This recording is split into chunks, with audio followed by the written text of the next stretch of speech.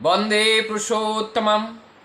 परम दयाल श्री ठाकुर, उनको भक्त लोग कोई भगवान कहते हैं, कोई ईश्वर कहते हैं, कोई वो प्रोफेट कहते हैं, कोई वही लॉर्ड हैं, वही राम, वही कृष्ण, अनेकों रूपों में आख्यायित करते हैं परम दयाल श्री ठाकुर जी को। और ठाकुर जी को वेस्टर्न करके बहुत से भक्त लोग प्रत्येक दिन ठाकुर जी के पास बैठते थे, और उनमें से ठाकुर जी के जो कुछ अनुयायी थे वो लोग ठाकुर जी का फोटो लेकर के ध्यान में बैठते थे। माता मनमोहिनी देवी जिस दिन देखा कि ये फोटो लेकर के ठाकुर जी का फोटो लेकर के ध्यान कर रहे हैं, तो माता मनमोहिनी ने इस बात का विरोध किया।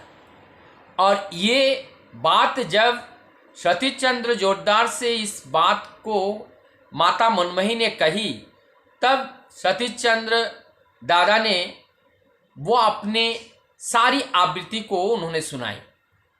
वो दादा कहते हैं कि मैं ठाकुर जी के पास जब ध्यान के लिए किसका ध्यान करूं, इस बात को लेकर के हम जब परमदयाल श्री ठाकुर जी के पास गए तो ठाकुर जी ने ही हमें निर्देश दिए हैं, हमारे जो पूर्वतन हैं उनका ध्यान करना चाहिए, राम का, कृष्ण, बुद्ध, जिसास, इनका ध्यान करना चाहिए। तो मैंने जब प्रभु राम का फोटो लेकर के ध्यान करना शुरू किया तो उस फोटो में मैं ध्यान जी को ही देखा। फिर मैंने सोचा हो सकता है इसमें मुझे कोई धोखा हो रहा है। भगवान श्री कृष्ण का फोटो लेकर के जब हमने नामदान करने बैठा उसमें भी मैंने ठाकुर जी को देखा। जिसको भी फोटो लेकर के मैं जब नामदान करने बैठा तो मैंने उस फोटो में ठाकुर जी को ही पाया। तो जब हर फोटो में जब मैं ध्यान करने बैठता हूँ तो ठाकुर जी को ही जब मैं पाता हूँ, तो क्यों ना मैं डायरेक्ट ठाकुर जी का फोटो लेकर के मैं नाम ध्यान करूँ। तो मैं तो बहुत बार मैंने देखा हूँ इस बात को, ठाकुर जी ने हमें कभी नहीं बोला कि हमारे फोटो लेकर के आप नाम ध्यान करो, लेकिन मैं स्वयं ही जब उनका ही फोटो हमारे सामने ही आता है नाम ध्यान के समय, तो मैं और दूसरा फोटो मैं लगाने में मुझे इच्छा नहीं है, मैं इसमें अक्षम हूँ। इस बात को माता मनमोहिनी देवी सुनने के बाद अब माँ कहती हैं, आप अपना इच्छा जैसा आपको अच्छा लगे आप पैसा करो। इस बात को बता करके माँ चली जाती हैं। उसके बाद परमदयाल श्री ठाकुर जी से माँ का मुलाकात होती है। आज परमदयाल श्री ठाकुर जी माँ से बड़े प्यार से कह रही हैं कि माँ, आज हमारा भोजन आप करना, और आप जो है ठाकुर जी को निवेदन करके, प्रभु का अपने गुरु को निवेदन करके ही वो भोजन करना, और उसके बाद जो प्रसाद रह जाए वो हम ग्रहण करेंगे।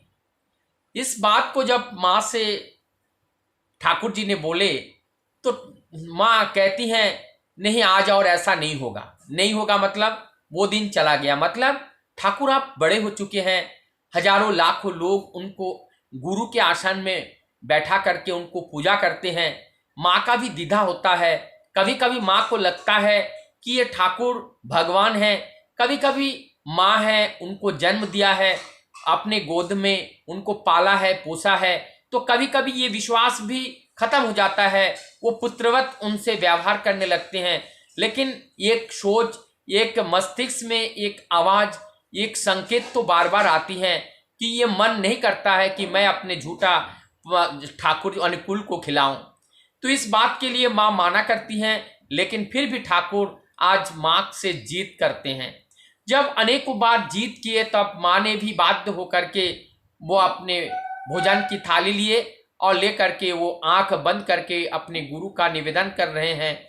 और जैसे अपने गुरु को निवेदन करने जाते हैं, गुरु के आसन में देखते हैं कि आज वो गुरु के आसन में गुरु जी नहीं है जिसको प्रत्येक दिन वो उनका दर्शन करते हैं। आज उसी जगह पे वो ठाकुर अनुकूल है, वो अनुकूल वहाँ पे बैठे हुए हैं, बालक अनुकूल वहाँ पे बैठे हुए हैं। तब बार बार जब ऐसा देखा कि वही बैठे हुए हैं, तब माँ जब आंख खोली और ठाकुर जी की ओर देखा तो ठाकुर जी मुस्कुरा रहे हैं।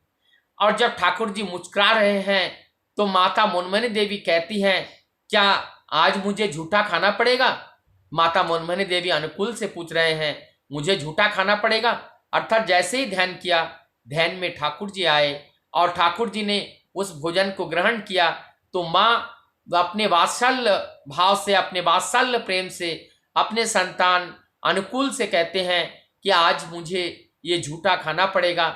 जब इस तरीके के दृश्य को माँ ने देखा तो माँ भी विस्मय चकित हो गए और उन्होंने भी मान लिया कि वही आज गोलोक के जो मालिक हैं, जो जगत के मालिक हैं, वो जगत के मालिक का आविर्भाव हुआ है।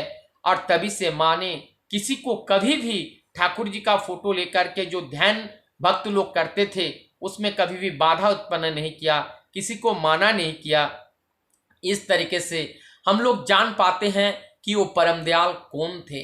वो जगत के मालिक थे, वो जगत पति थे और वही जो श्रीहरि जिसको कहते हैं, जो हरि कहते हैं, निराकार सत्ता, वो साकार में आकर के आज हम सब के सामने उपस्थित हुए हैं और वो सद्गुरु के रूप में, अर्थात हमारे जीवन चैतन्य को जागृत करने के लिए महाचैतन्य का आविर्भाव हुआ है।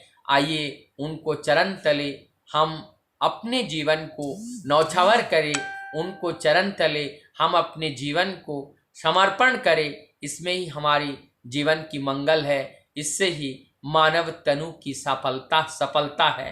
वंदे पुरुषोत्तम।